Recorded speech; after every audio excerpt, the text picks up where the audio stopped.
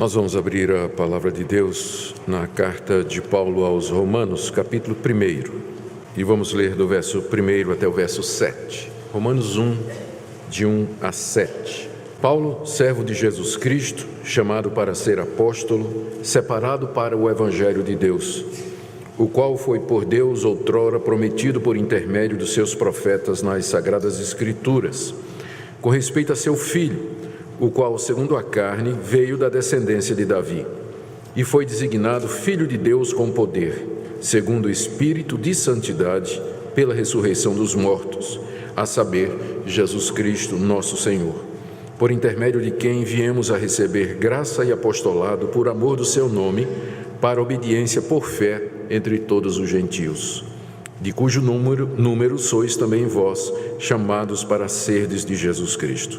A todos os amados de Deus que estáis em Roma, chamados para serdes santos, graça a vós outros e paz, da parte de Deus nosso Pai e do Senhor Jesus Cristo. Até aqui a leitura da palavra de Deus. Vamos orar pedindo a iluminação do Espírito Santo para a compreensão da palavra de Deus. Senhor, nós queremos pedir que Teu bendito Espírito Santo nos conduza na compreensão da Escritura. Nós queremos exaltar o Teu nome, queremos aprender mais de Ti, mais a respeito da pessoa de Cristo. Eu quero pedir, Senhor, que nessa noite Tu fales ao nosso coração, que pela Tua graça Tu chames pecadores a Ti, consoles o Teu povo e nos instruas na Tua palavra. Pedimos, ó Pai, tudo isso em nome de Jesus. Amém. Meus queridos, através dos séculos a Igreja tem afirmado, ensinado que Deus salva pecadores mediante a fé em Jesus Cristo. Essa é a mensagem característica da Igreja cristã. A Igreja cristã tem muitas atividades no mundo. Ela faz obra social, ela atende a necessitados, ela se posiciona diante da cultura, ela se insere na sociedade. Mas a Igreja cristã é conhecida porque dela ressoa a mensagem das boas novas, de que Deus amou o mundo de tal maneira que deu o seu Filho unigênito para que todo aquele que nele crê não pereça, mas tenha a vida eterna. Desde o seu início, a Igreja cristã vem proclamando aquilo que nós conhecemos como o Evangelho, que são as boas notícias da parte de Deus. Mas desde o início também, a Igreja cristã tem tido que lutar para preservar essa mensagem pura, porque já no primeiro século começaram a aparecer distorções e apresentações falsas dessa mensagem. Já na época do apóstolo Paulo havia os judaizantes, que eram judeus convertidos ao cristianismo, que diziam que as boas novas era o seguinte: você cria em Cristo para ser o seu Salvador, mas você tinha que guardar as obras da lei que Moisés havia ordenado. Então isso é considerado uma distorção do Evangelho, porque o Evangelho é que Deus nos salva gratuitamente pela fé em Cristo Jesus. Na mesma época apareceram os libertinos, ainda no período dos apóstolos, pessoas que diziam: essa é uma notícia boa demais, Deus nos salva pela fé em Cristo Jesus, logo, não importa de que maneira eu viva, não importa o que eu faça, eu serei salvo de qualquer maneira. E aí aproveitavam a graça de Deus como uma desculpa para viver em pecado. É outra distorção do Evangelho. No século II aparece uma outra versão do Evangelho chamado gnosticismo, que era uma tentativa de misturar a fé cristã com as categorias do pensamento helênico, da filosofia grega, das religiões de mistério. Mais outra distorção do Evangelho, exigindo que a Igreja combatesse aqueles mestres, discutisse com eles e finalmente ganhasse a batalha no século IV. Mas aí veio a institucionalização da Igreja. A Igreja virou uma grande instituição, virou uma grande hierarquia encabeçada por um Papa infalível. Durante a Idade Medieval, doutrinas estranhas entraram na Igreja, como adoração a Maria, mediação de Maria, veneração dos santos, a doutrina do purgatório. Mais uma vez foi dito que a salvação é pelas obras, juntamente com a fé em Jesus Cristo. E depois que isso foi vencido pela Reforma Protestante, aí vem o liberalismo teológico, estudiosos na Alemanha, depois na Inglaterra, finalmente em toda a Europa, passando para os Estados Unidos, chegando no Brasil, dizendo que a Bíblia está cheia de erros, nós vivemos na idade da razão, que a ciência já mostrou que Deus não existe, nós não precisamos de Deus, a Bíblia na verdade é uma coleção de mitos. A boa notícia é simplesmente que Jesus era um profeta, era um ensinador de moralidade, de ética, e que os seus discípulos que inventaram todas essas histórias a respeito dele, que ele morreu numa cruz e coisas dessa natureza. E novamente a igreja teve que brigar pela pureza do Evangelho. E vencido o liberalismo teológico em parte, porque como movimento ele já praticamente se extinguiu, a igreja agora tem que enfrentar outras versões do Evangelho, o Evangelho da prosperidade, a teologia da libertação, igrejas que fazem o Evangelho ser simplesmente a chave que dá acesso a Deus, que dá trabalho, emprego, saúde, casamento, prosperidade e carro do ano para quem o busca. Se você fizer campanha, entregar dízimo, se você fizer sacrifício, e outra vez lá vamos nós ter que brigar pelo Evangelho, para manter o Evangelho puro. Em todas as gerações, a igreja tem sido obrigada a lutar pela fé evangélica, porque há distorções o tempo todo, e nós vivemos numa época em que existe também muitas distorções a respeito daquilo que são as boas notícias da parte de Deus. Por isso que é importante sempre nós voltarmos às Escrituras e fazer essa pergunta: o que é o Evangelho? Estamos nele? É no Evangelho original, puro e simples que nós cremos? É por esse motivo que nós estamos iniciando hoje uma série de mensagens na carta aos Romanos. E hoje nós temos diante de nós o prefácio e a saudação dessa carta que Paulo escreveu. Aqui, no trecho que eu li para vocês, o apóstolo Paulo segue o padrão que era costumeiro naquela época de quem escrevia uma carta. Ele se apresenta, diz o nome, dá algumas explicações a respeito da sua pessoa, identifica os destinatários a quem a carta é dirigida e faz um voto, que é uma espécie de desejo de paz e bênção para aqueles que o ouvem. Só que essa introdução, que tem 7 versículos, ela é maior do que o normal, se você comparar, inclusive, com outras cartas que o apóstolo Paulo escreveu, que estão no Novo Testamento. Ela é incomum, porque ela é bem extensa, essa introdução. E aqui Paulo não somente diz o seu nome, mas ele apresenta as suas credenciais, quem ele é. Em seguida ele se demora explicando o que é o Evangelho para o qual ele diz que foi chamado por meio de Jesus Cristo. E se dirige aos romanos, os crentes da cidade de Roma, dizendo para eles o que é que eles são, amados de Deus e assim por diante. E qual a razão para isso? O motivo é que Paulo estava planejando visitar a igreja que estava na cidade de Roma. Queria gastar um tempo com eles, queria ter comunhão com eles, ser edificado por eles. Ele vai dizer isso a partir do verso 8. Mas só que Paulo não era conhecido da igreja de Roma, ele não fundou a igreja de Roma. E ele não era conhecido pessoalmente, não é? A fama de Paulo já tinha chegado na cidade de Roma, mas ele não era conhecido pessoalmente. E Paulo sabia que tinham boatos a respeito dele, do tipo assim, que ele era um mercenário, de que ele plantava igrejas e pregava o evangelho para arrecadar dinheiro em fundo próprio, que ele tinha intenções equivocadas, e que Paulo era um apóstata do judaísmo, que Paulo pregava contra Moisés, pregava contra o templo, contra as gloriosas instituições da antiga aliança. Paulo sabia de tudo isso. E Paulo queria que a igreja de Roma o aceitasse como missionário, porque ele tinha planos de pregar o evangelho na Espanha. E se você olhar no mapa, a Espanha estava lá em cima e Roma estava exatamente no caminho. E era uma igreja que poderia servir de base para o projeto missionário de Paulo. Então ele escreve essa carta com o objetivo de se apresentar e de apresentar o evangelho que ele prega. E ele faz isso explicando, já antecipando aquelas objeções que algumas pessoas deveriam levantar, do tipo assim: Paulo, você está pregando que a salvação é pela fé, mas então para que serve a lei? Paulo está dizendo que a salvação é mediante Jesus Cristo, mas e o Antigo Testamento, e os sacrifícios, como é que fica a nação de Israel? E enfim, todas aquelas acusações e perguntas e críticas que eram feitas com relação a Paulo.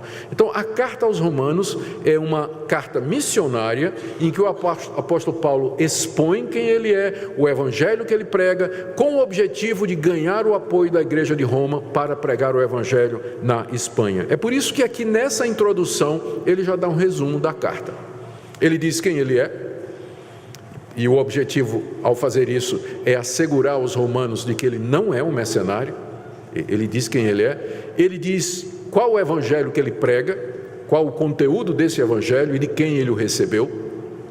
Ele estabelece uma relação entre o evangelho e a antiga aliança, as promessas de Deus no Antigo Testamento, e ele se dirige aos romanos como sendo parte do propósito de Deus, que é levar esse evangelho não somente à nação de Israel, mas também ao mundo todo. Meu alvo nessa noite é fazer a exposição desses versos iniciais da carta aos Romanos, focando naquilo que Paulo nos ensina a respeito do evangelho. Ao fazermos isso, nós estamos voltando à minha proposição original. O que é o evangelho?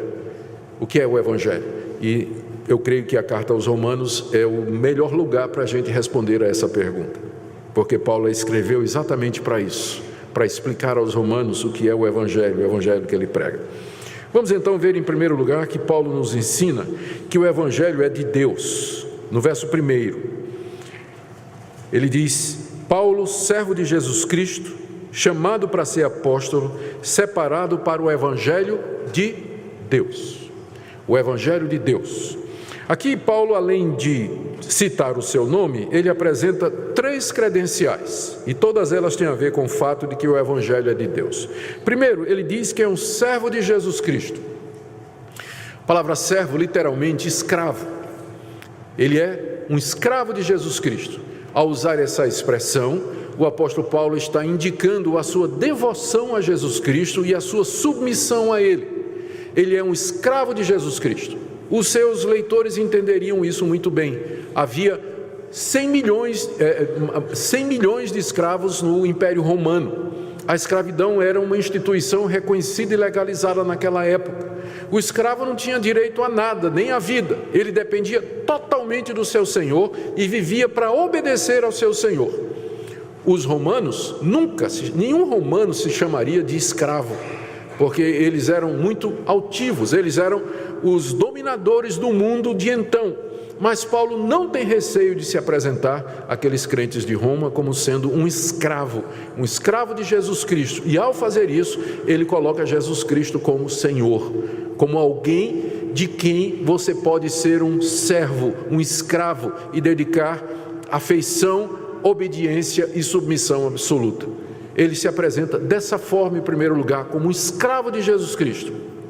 Segunda qualificação que Paulo traz aqui para os seus leitores é que ele foi chamado para ser apóstolo. E é de propósito que ele diz isso. Não foi ele que se constituiu um apóstolo, mas ele foi chamado por Deus para ser um apóstolo. A palavra apóstolo significa alguém que é enviado. E indicava naquela época uma espécie de delegação, uma pessoa que recebia a autoridade de outra para representá-lo nos negócios. Esse termo apóstolo, ele era usado na época do apóstolo Paulo, tinha sido usado um pouco antes do apóstolo Paulo, no mundo romano e grego, para designar os comandantes dos navios que eram enviados de um determinado porto, levando uma carga para ser entregue em outro porto. Então o nome primeiro do navio era apóstolo, depois virou do comandante do navio e finalmente virou uma espécie de preposto, alguém que vai com a autoridade de outro representá-lo em algum negócio. Cristo instituiu apóstolos, pessoas que ele chamou e a quem deu a representação de si mesmo, deu poderes especiais, missão especial, deu uma tarefa específica, e Paulo diz que ele é um desses apóstolos. É uma dessas pessoas especiais que Deus levantou para serem representantes de Cristo e levar avante os negócios de Cristo aqui nesse mundo. Só que Paulo diz que não foi ele que se colocou, mas ele foi chamado por Deus. a origem do seu apostolado é na vontade de Deus. E ele, sem dúvida, está se referindo ao que aconteceu naquele dia que ele foi para a cidade de Damasco. Como fariseu, como judeu, perseguidor do Evangelho, com o objetivo de encontrar cristãos, trazê-los presos para Jerusalém para serem julgados e, quem sabe, até mortos. E no caminho de Damasco, nessa missão que ele tinha recebido da alta liderança dos judeus, Cristo aparece a Paulo no caminho. Cristo ressurreto aparece no seu corpo glorioso diante de Paulo. E ali ele não somente traz aquele fariseu arrogante aos seus pés, mas também lhe dá uma missão. E diz: eu te levantei para serdes a minha voz e o meu representante em todas as nações do mundo. Naquele dia, Paulo foi convertido a Cristo e ali ele recebeu o chamado. Ele foi constituído apóstolo, chamado por Deus para pregar o Evangelho, para lançar as bases da igreja. E por fim ele diz que foi separado para o Evangelho de Deus. Aqui a gente entende, ele quer dizer que naquela ocasião ele foi separado para pregar o Evangelho de Deus. Deus o separou ali para pregar o Evangelho de Deus. Há um jogo de palavras aqui na língua grega que não aparece no português. É que a palavra separado em grego, ela tem a mesma raiz da palavra fariseu. São as mesmas consoantes, é a mesma raiz. O nome fariseu apareceu há cerca de 300 anos, 250 anos antes de Cristo, durante a Guerra dos Macabeus, que foi uma revolução que os judeus fizeram porque não aceitavam a influência de potências estrangeiras dentro da sua religião e da sua cultura. Quem liderou esse levante foi um sacerdote chamado Macabeus, ele e toda a sua família. E aí, desse movimento de reação contra a influência estrangeira em Israel, surgiu o grupo dos Hassidim, os separados, em grego fariseus. Os fariseus então nasceram como sendo um grupo religioso dentro de Israel que queriam se separar da influência estrangeira. Eles queriam manter puros a tradição de Israel, a religião que Moisés havia entregado, e é aí que surge o termo fariseu. O fariseu era alguém separado, ele não se misturava com as práticas pagãs, não se misturava com a idolatria, não queria saber da cultura helênica, e aqui Paulo faz um jogo de palavras, porque Paulo tinha sido um fariseu, e dos melhores, treinado aos pés de Gamaliel. Mas agora Paulo é um fariseu, mas um fariseu de Jesus, né? Ele diz que ele me separou, é a mesma palavra, para o Evangelho de Deus. Ele foi separado, ele que tinha sido antes um separado, um separatista, vamos dizer assim, defensor da lei de Moisés, mas agora Deus que lhe apareceu e o chamou para ser apóstolo, diz: agora você continua sendo separado, só que para pregar o Evangelho de Deus, o Evangelho que eu te dou, as boas novas que procedem de mim. Servo, chamado e separado para pregar o Evangelho de Deus, final do verso 1, o Evangelho de Deus, ou seja, aquelas boas notícias que procedem de Deus. O motivo desta apresentação que Paulo faz, eu já disse, não é? Ele quer dizer que todas estas coisas têm origem em Deus. Foi Deus quem o fez um servo de Jesus Cristo, foi Deus quem o chamou no caminho de Damasco para ser um apóstolo, e foi Deus quem o separou para pregar o Evangelho. Com isso ele está dizendo: esses boatos que correm a meu respeito, de que eu sou um mercenário, de que eu me fiz apóstolo, de que eu me coloquei nessa posição, isso não procede. Vocês conhecem a minha história, eu fui um fariseu, eu fui um perseguidor, eu era um servo das tradições do meu povo, mas Deus me transformou completamente e Ele me estabeleceu como pregador desse Evangelho. Paulo quer então assegurar os romanos a quem ele escreve de que de fato ele é um servo de Jesus separado para pregar o Evangelho e que esse Evangelho não é uma invenção dele, mas é o Evangelho de Deus, o mesmo Deus que o chamou, o mesmo Deus que o constituiu, é o mesmo Deus que lhe deu o Evangelho, as boas notícias. E o objetivo de Paulo é apresentar esse evangelho na carta que ele está escrevendo aqui. É isso que é a carta aos Romanos. Então, a primeira coisa que a gente aprende é que o evangelho não tem origem humana. Ele é a mensagem de Deus, do Deus que chamou pessoas, constituiu pessoas com o objetivo de, através delas, nos dar essa mensagem das boas novas. Segunda coisa que Paulo diz é que, a respeito do evangelho, primeiro, que o evangelho é de Deus. Segundo, que o evangelho é uma promessa antiga de Deus. Está aí no verso 2 e no verso 3. Evangelho, verso 2: o qual foi por Deus outrora prometido por intermédio dos seus profetas nas sagradas escrituras com respeito ao seu Filho. No verso 2, o apóstolo Paulo está dizendo que esse evangelho, ele consiste, na verdade, numa promessa que Deus havia feito. Veja o verso 2: evangelho que foi por Deus outrora prometido. Deus havia prometido alguma coisa. E que coisa foi essa que Deus prometeu? Lendo as antigas escrituras, a escritura do Antigo Testamento, começando no livro de Gênesis, nós vemos como Deus veio fazendo promessas. Lá no jardim, no dia da queda, ele fez a promessa pela primeira vez: da descendência da mulher virá alguém que esmagará a cabeça da serpente. Depois, essa promessa se repete quando ele chama um homem chamado Abraão e diz: na tua descendência serão benditas todas as famílias da terra. E depois, quando ele dá a lei à nação de Israel, os descendentes de Abraão, ele coloca dentro da lei as leis referentes aos sacrifícios de animais e diz: quando o israelita pecar, ele deve oferecer um animal e o sangue deve ser derramado, e eu verei aquele sangue e eu perdoarei. Era uma promessa que era baseada no sangue de alguém.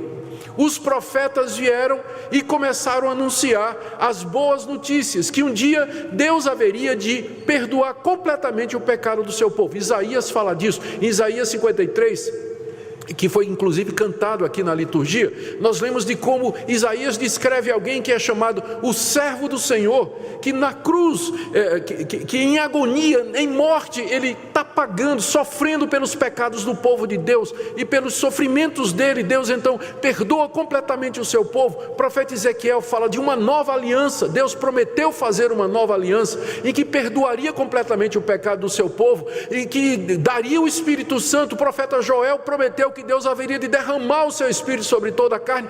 Os profetas, todos, falaram a respeito dessa promessa, de que Deus haveria de mandar um Salvador ao mundo.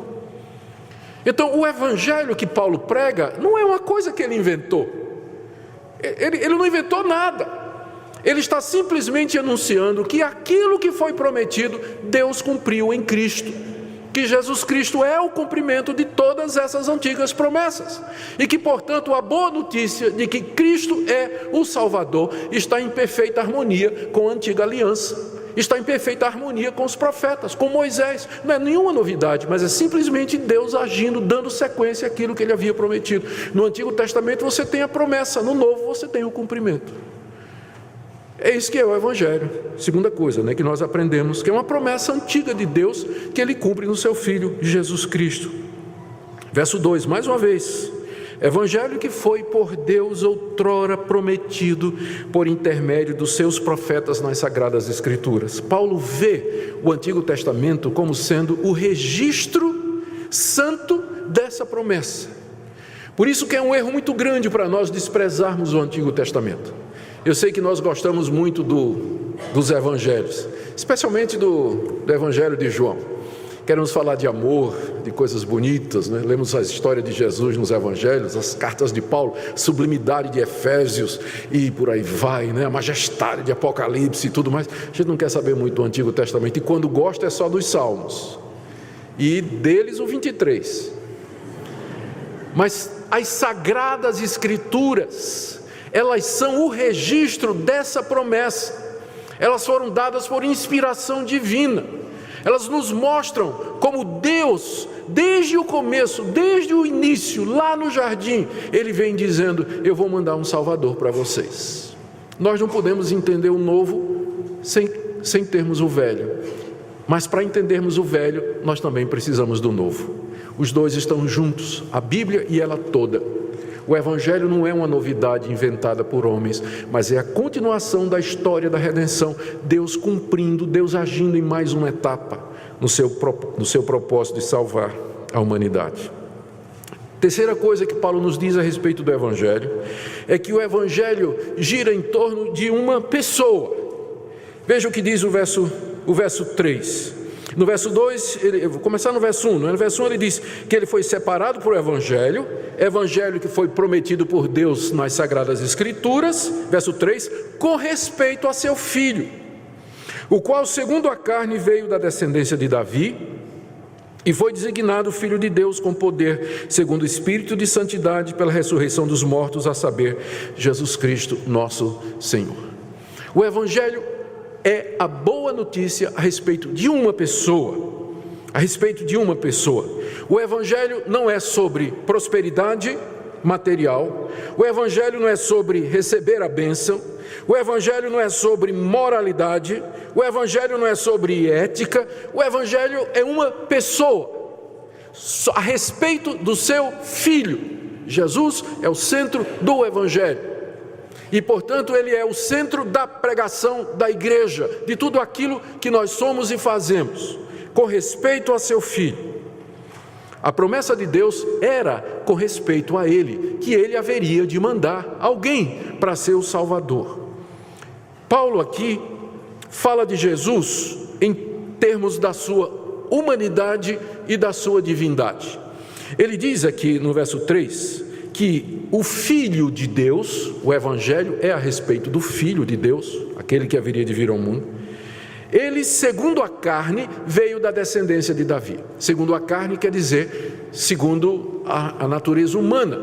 E aqui é uma referência ao fato de que no tempo apontado por Deus, aquela promessa se materializou, quando o Filho de Deus se tornou um de nós. Ele nasceu da Virgem Maria, concebido pelo poder do Espírito Santo. Ele se tornou, segundo a carne, ele se tornou um de nós. Ele assumiu a carne humana, os ossos humanos, o sangue humano. Ele assumiu uma verdadeira natureza humana. Mais do que isso, ele quando nasceu, ele nasceu como descendente do rei Davi, que foi aquele rei de Israel a quem Deus ratificou a promessa, dizendo: da tua descendência virá alguém que se sentará no trono do meu povo para todo sempre. Era mais uma promessa. Então, quando Cristo nasce, ele nasce descendente de Davi, da linhagem de Davi, com direito ao trono de Israel, com direito ao trono do universo. Deus cumprindo. Antigo Testamento, promessa. Novo Testamento, cumprimento. O Filho de Deus, a respeito de quem o Evangelho gira, se tornou carne, se fez um de nós, e ele nasceu cumprindo todas as promessas. Ele nasce da descendência de Davi. Mas ele era mais do que um judeu de linhagem real.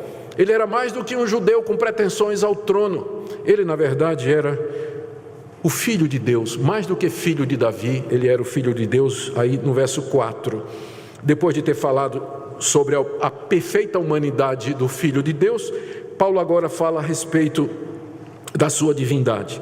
Ele diz no verso 4 que ele foi designado Filho de Deus com poder. Ou seja, houve alguma coisa que aconteceu, ou algumas coisas aconteceram que designaram, demonstraram, confirmaram, deixaram claro para todo mundo que aquele judeu descendente de Davi era mais do que um homem como nós, mas ele era o próprio Deus. E Paulo menciona duas coisas aqui. Primeiro, ele diz: foi designado Filho de Deus com poder, segundo o Espírito de santidade. Tem duas possibilidades de interpretar essa frase. Primeiro, é uma referência ao Espírito Santo, mas seria uma construção estranha, porque Paulo, quando quer falar do Espírito Santo, ele diz Espírito Santo. É a única vez que aparece essa expressão, Espírito de santidade. A outra é que pode se referir ao fato de que Cristo, que Jesus, durante a sua vida, aqui como homem, ele nunca cometeu pecado. Ele foi santo em todo o seu procedimento. E só há um ser que consegue ser santo em todo o seu procedimento, que é Deus. Então, ele foi demonstrado que ele é o Filho de Deus por causa do Espírito de santidade que havia nele. e pelo qual ele nunca pecou, ao contrário de toda a raça humana. Mas tem uma segunda coisa que designa, que mostra que Jesus era o Filho de Deus. Paulo diz no verso 4, pela ressurreição dos mortos. Ao ressurgir dos mortos ao terceiro dia, depois de se oferecer como sacrifício pelos pecados do seu povo, Jesus foi poderosamente designado como Filho de Deus. Se ele tivesse ficado morto depois da crucificação pelos romanos a pedido dos judeus, ele seria considerado até hoje como simplesmente mais um revoltoso judeu, como Teudas, como um tal de Judas, que foram revolucionários que apareceram antes de Jesus, que lideraram o povo. Teudas levou mais de 400 homens numa revolução armada contra Roma. Os romanos mataram Teudas e o movimento acabou. Depois apareceu um tal de Judas no tempo do recenseamento, aquele que Maria e José participaram, que também levantou as multidões e muita gente seguiu. Os romanos mataram esse tal de Judas e o movimento acabou também. E Jesus, aos olhos daquele pessoal, pareceria mais um líder revolucionário. Se ele tivesse ficado morto na sepultura, ele estaria na galeria junto com Teudas e Judas e outros revolucionários judeus, cujo movimento não deu em nada. Mas quando ele ressurge dos mortos ao terceiro dia, então ele é designado Filho de Deus. É confirmado, é demonstrado de que ele é o Filho de Deus e que ele é diferente de todos os outros. E Paulo ainda acrescenta, ele diz, que ele foi designado Filho de Deus com poder. Ao ressurgir dos mortos ao terceiro dia, o Filho de Deus, sobre quem é o Evangelho, ele sobe aos céus, se senta no trono da majestade, e aí ele vai poder dizer aos discípulos, todo poder me foi dado no céu e na terra. Portanto, ide, pregai o Evangelho a toda criatura. O Evangelho é a respeito de uma pessoa.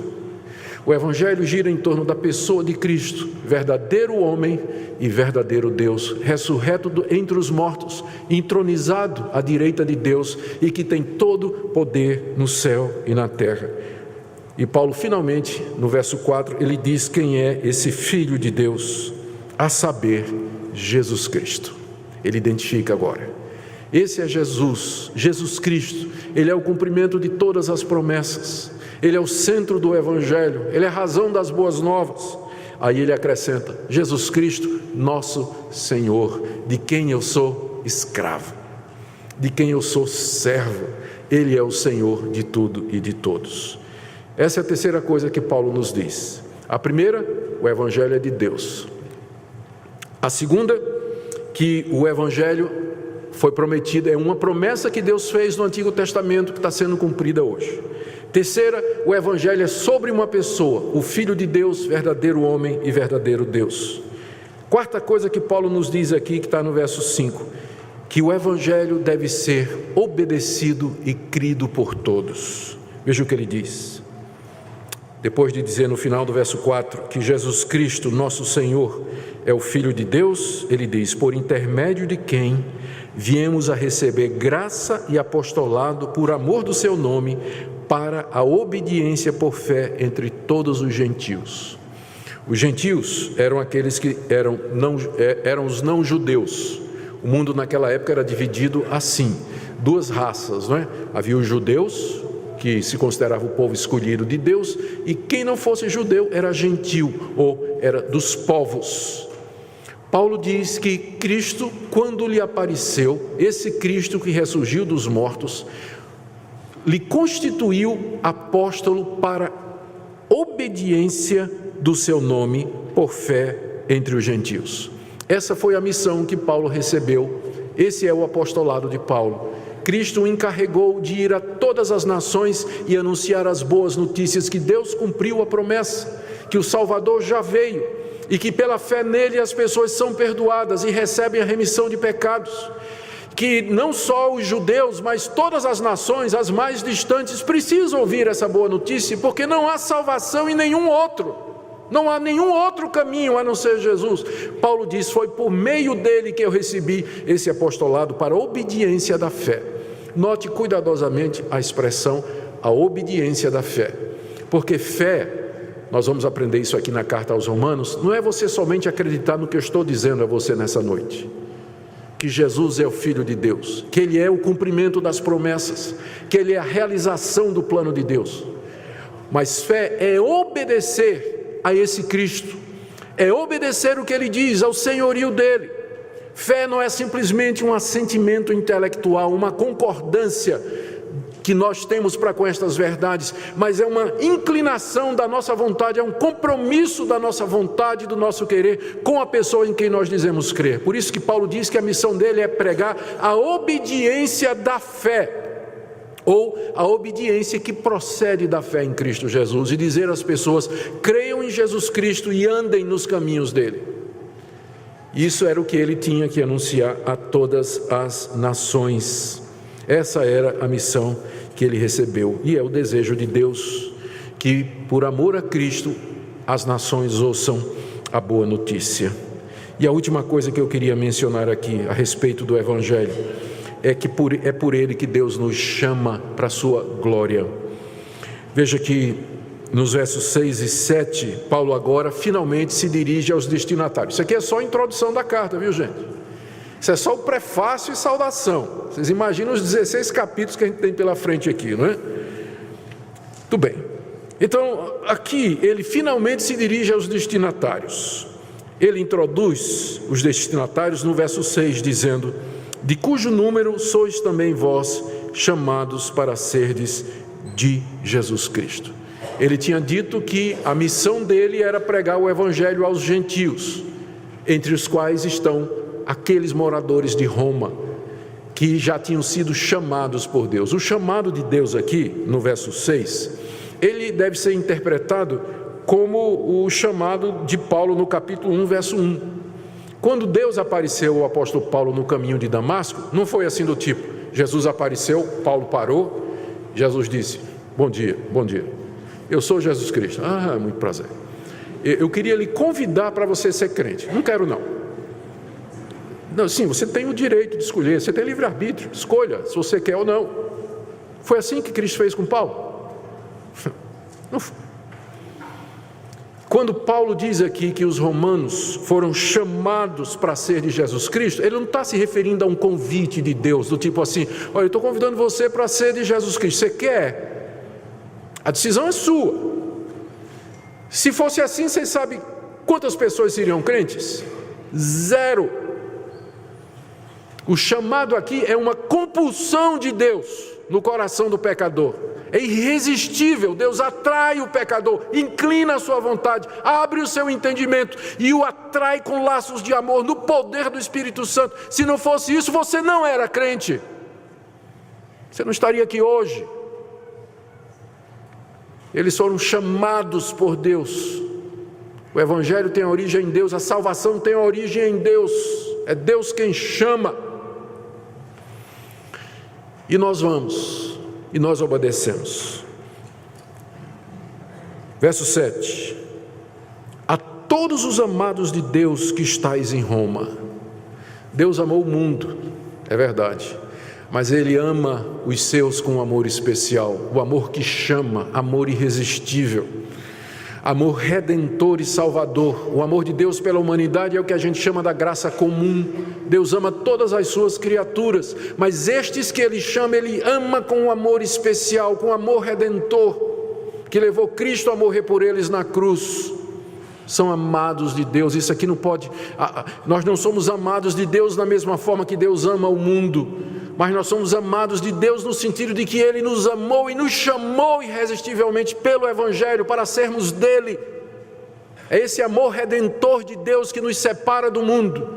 Somos objeto desse amor e desse chamado específico, que Paulo repete aí no final, ainda no verso 7, chamados para serdes santos. Ele diz isso logo para evitar qualquer coisa do tipo: então Deus me elegeu, Deus me predestinou e Deus me chamou irresistivelmente, Ele me ama de uma forma especial, então isso quer dizer que eu posso viver de qualquer maneira? Não, você foi chamado para ser o quê? Santo. O Evangelho nos chama para sermos santos. Obediência da fé, lembra? A fé verdadeira é a fé que obedece, e o chamado é para ser santo. não é para viver de qualquer maneira. A boa notícia é essa, que Deus cumpriu as promessas na pessoa de Jesus e agora está, pela pregação da palavra, chamando o seu povo, constituindo uma nova raça, a sua família, um povo para o seu louvor. E que privilégio fazer parte desse povo. Paulo termina dizendo: graça a vós outros e paz, da parte de Deus nosso Pai e do Senhor Jesus Cristo. Ao colocar Jesus ao lado de Deus, como sendo o originador da graça e da paz, ele está falando da divindade de Cristo. Graça e paz vem do Pai e do Filho. Com isso ele quer dizer, Jesus Cristo é Deus. Ele é o Filho de Deus, segunda pessoa da Trindade. Adoremos o Senhor nosso Deus. Eu quero terminar, queridos, fazendo um resumo do que é que nós podemos aprender aqui. Minha indagação inicial foi a respeito do Evangelho. Durante a sua história, a igreja sempre teve que lutar para a preservação do Evangelho. O que é que Paulo nos ensina aqui a respeito desse Evangelho? Primeiro, que o Evangelho são boas notícias que procedem de Deus. Essa mensagem não tem origem no coração humano. A mente humana não poderia conceber tal plano, mas tem origem no próprio Criador e Senhor de todas as coisas. Segundo, que o Evangelho foi antecipado há muito tempo atrás, através dos escritos de Israel, através dos profetas que Deus levantou, que registraram as promessas que Deus havia feito. Portanto, não é nenhuma invenção dos cristãos. Está em perfeita harmonia com aquilo que vem desde a antiguidade. Terceira coisa que nós aprendemos é que Deus levantou pessoas, a quem chamou de apóstolos mediante Jesus Cristo, para serem os anunciadores dessa mensagem, da mesma forma como Ele levantou os profetas para escrever as promessas, e nós não temos mais profetas como Isaías, Jeremias, Ezequiel, Daniel, que foram aqueles que registraram. Ele levantou os apóstolos para registrar o cumprimento, e é por isso que nós não temos mais apóstolos como os 12 e Paulo. Nós não temos mais, porque eles foram chamados exatamente para registrar a promessa, profetas, cumprimento, os apóstolos. Hoje nós estamos edificados sobre o fundamento dos profetas e dos apóstolos, que é a Sagrada Escritura. Nós não precisamos de apóstolos, precisamos de pastores e mestres para nos ensinar aquilo que os profetas e apóstolos registraram da parte de Deus. Terceira coisa, o Evangelho é sobre Jesus Cristo, gente. Vamos parar de seguir falso profeta. Gente que fica falando de outro Evangelho, que raramente fala da pessoa de Cristo, da sua obra na cruz, da sua morte, da sua ressurreição, e o povo vai atrás, porque o falso profeta lança isca, não é? Você faz isso, você faz aquilo outro, faz campanha, faz promessa, faz propósito, e eu vou encher você de bênçãos. Isso não é Evangelho. Eu não estou dizendo que Deus não pode abençoar você, mas eu estou dizendo que se você está numa igreja evangélica, ou você se diz crente, porque veio atrás da bênção, você está sendo enganado por um falso profeta, está enganando o seu próprio coração. O Evangelho é a respeito de uma pessoa, aquele que é o cumprimento das promessas de Deus, que mandaria um Salvador para nos livrar dos nossos pecados e nos dar a vida eterna. Se você crê nisso, você será salvo dos seus pecados e herdará a vida eterna. Se não, você vai viver nesse mundo enganado por um falso profeta e vai morrer nos seus pecados, pelos quais você vai responder diante de Deus no dia do juízo e o sofrimento eterno no inferno. O inferno está cheio de gente que um dia creu num falso evangelho. O verdadeiro evangelho é esse aqui, ensinado pelo apóstolo Paulo, ensinado pelos profetas no Antigo Testamento, pelos apóstolos no Novo. Ele é o nosso fundamento. Talvez você tenha ouvido um falso evangelho até o dia de hoje, mas eu queria que você examinasse o que você tem ouvido à luz da palavra de Deus. Talvez você professe crer nesse evangelho, mas esse evangelho é um chamado para ser santo. A fé sem obras é morta. A fé no evangelho produz obediência. E o nosso chamado é um chamado para a santidade. Você não pode professar que é um servo de Jesus Cristo se você vive desobedecendo o seu Senhor, quebrando a sua lei, ofendendo a Ele com suas práticas. O Evangelho é poderoso não somente para nos perdoar, mas também para nos transformar. E eu queria que você cresce nisso nessa noite. O Evangelho é o poder de Deus para salvar todo aquele que crê.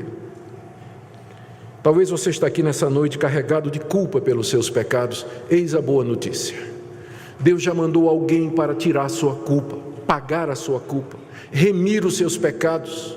Alguém em quem você pode ter a vida eterna, em quem você pode ter graça e paz. É Jesus Cristo, Filho de Deus, descendente de Davi, ressurreto dos mortos e que tem todo o poder no céu e na terra. Adoremos o Senhor.